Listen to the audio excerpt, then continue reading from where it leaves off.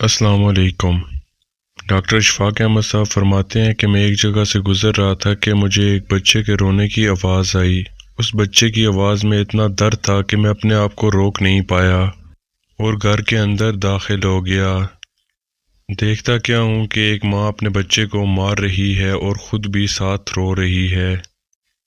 میں نے اس بہن سے کہا کہ اس کو کیوں مار رہی ہو اور ساتھ خود بھی رو رہی ہو، جس پر اس بہن نے جواب دیا کہ اس کے والد صاحب فوت ہو چکے ہیں۔ میں روزانہ اسے اسکول کو بھیجتی ہوں، لیکن یہ اسکول سے دیر سے واپس آتا ہے اور اپنے کپڑے بھی گندے کر دیتا ہے۔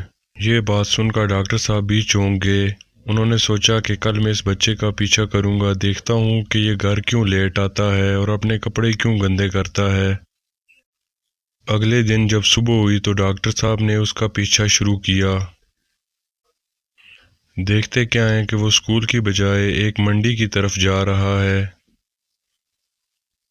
اور ڈاکٹر صاحب نے پھر بھی اس کا پیچھا جاری رکھا۔ دیکھتے کیا ہیں کہ جو دکاندار اپنی دکان کے لیے سبزی لیتے ہیں، اس میں سے جو نیچے گر جاتی ہے یا بچ جاتی ہے وہ یہ بچہ سمیٹ لیتا ہے۔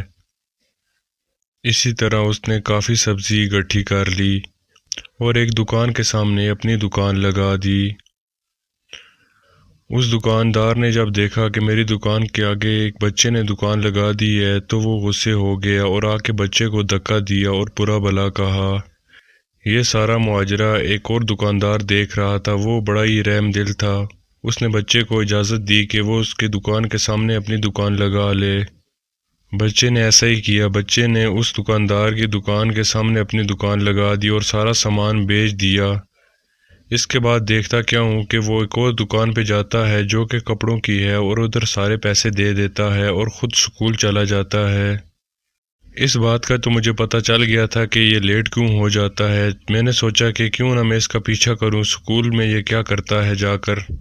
جب میں نے اس کی سکول کی کھڑکی سے جھانکا تو دیکھا کہ وہ اپنے استاد سے مار کھا رہا تھا۔ مجھ سے رہا نہیں گیا، میں دوڑ کر اس کے استاد کے پاس گیا اور اس سے چھڑا لیا۔ بات پر بہت ناراض ہوا، کہنے لگا کہ اس کا روز کا یہی معمول ہے، یہ روز ہی لیٹ آتا ہے۔ تو میں نے استاد سے پوچھا کہ آپ نے کبھی وجہ جاننے کی کوشش کی ہے؟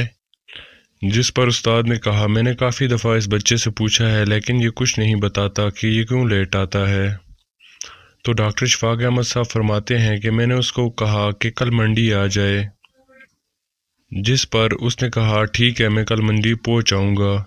پھر سکول سے واپس میں بچے کے گھر گیا اور اس کی والدہ کو بھی بتایا کہ وہ کل منڈی آ جائیں۔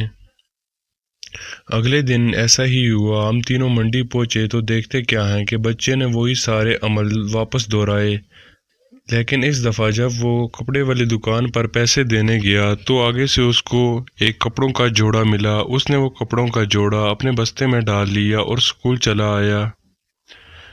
میں نے استاد کو کہا کہ وہ جلدی سے سکول پہنچے اور استاد نے ایسا ہی کیا، وہ بچے سے پہلے ہی سکول پہنچ گیا۔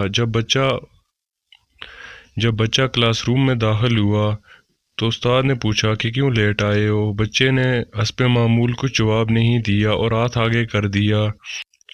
استاد نے اسے نہیں مارا بلکہ اس کا بستہ چیک کیا جس میں سے ایک سوٹ نکلا۔ استاد نے پوچھا کہ یہ سوٹ کس کا ہے؟ اتنے میں ہم بھی ادھر پہنچ گئے، ہم بھی چھپ کر باتیں سننے لگے۔ تو جس پر اس نے جواب دیا کہ یہ میں نے اپنی والدہ کے لیے لیا ہے، وہ دوسروں کے گھروں میں جا کر کام کرتی ہیں اور ان کے کپڑے بھی پھٹے ہوئے تھے، اس لیے میں نے منڈی جا کر یہ سارا سامان بیچ کر اپنی والدہ کے لیے کپڑے لیے ہیں۔ جس پر استاد نے بچے کو گلے سے لگا لیا اور زور زور سے رونے لگ گیا۔ ہم دونوں بھی رونے لگ گئے۔